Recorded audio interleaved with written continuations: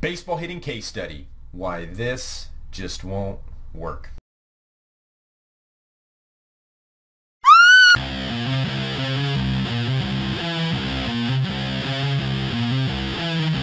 Hey, what's going on? It's Joey Myers from the Hitting Performance Lab, and in this baseball hitting case study featuring 17-year-old 6'3" Cole Watts of the Bay Area, and we're going to discuss how we hammered out a solution to him hitting too many hard ground balls and low-level line drives at best. We're going to go over three different things. First thing are the challenges that we faced. Two, the differences achieved in our two 45-minute sessions in one day together. Number three, we're going to talk about how we trained. But first, let's talk about some of the challenges that we faced. Here's Cole's before swing. Now, challenge number one is being tall. It can be a blessing and a curse. It can be a blessing when our mechanics are efficient. It just translates to farther balls hit with more frequency, but it can also be a curse because it can be an obstacle to getting on the pitch plane.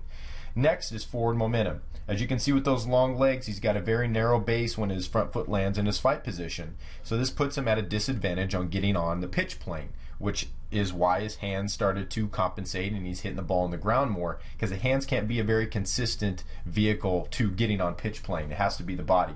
Staying shorter. With this narrow base, it makes it almost impossible for him to get shorter and to stay shorter because he is so tall. He's not getting on that pitch plane again, and this is why he's hitting a lot of ground balls and low level line drives. Lastly is loading the spring.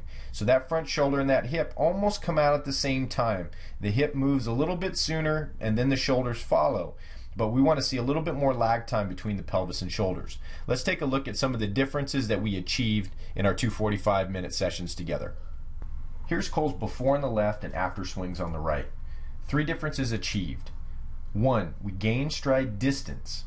The big thing I had to get Cole to buy into was that early head movement is okay up to the fight position. We had to get him to commit his body weight to his front leg. He was too used to landing on that toe, keeping the heel up, and then when he decides to swing, to drop the heel and then go into the swing. If you look at the tee and use the tee as a reference point, you can see that we gained some forward momentum, or the unweighting principle. Number two, getting lower. With his 6'3" frame and probably going to be growing taller, we have to get him closer to the pitch plane and set the pitch plane early. In order to do that, we got him to land with a little bit more of a bend, and also the forward momentum increasing his foundation was going to help him get a little closer to that pitch plane.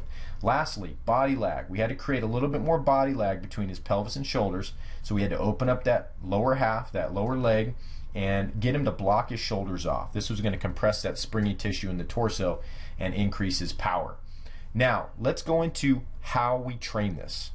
Training the swing is just as important as the actual mechanics we're trying to infuse into it. So what I like to do is use a combination of variance and interleaving is what it's called. And when we use these, I talk in terms of variables and constants. So we do 5 swing rounds. In those 5 swing rounds, swings 1, 3, and 5, we'll use a variable, say, showing the numbers. In swings 2 and 4 in that 5 swing round, we will have the hitter not show their numbers. So they'll have to vary both good and bad mechanics. And the reason we do this is so that the brain can make the connection between the good and the bad. Then what happens if we're going to weave in another mechanical layer, then what happens is that first variable that we were working on showing the numbers becomes a constant. So on every swing, 1 through 5, we're showing our numbers. Then if we're working on front foot variance, then that becomes the new variable. We set a ball out in front of our game marker down here. He's got to get his foot here on 1, 3, and 5 and get his foot here on 2 and 4. So this is how we train with variables and constants, and we just add or delete depending on the hitter, and we progress or regress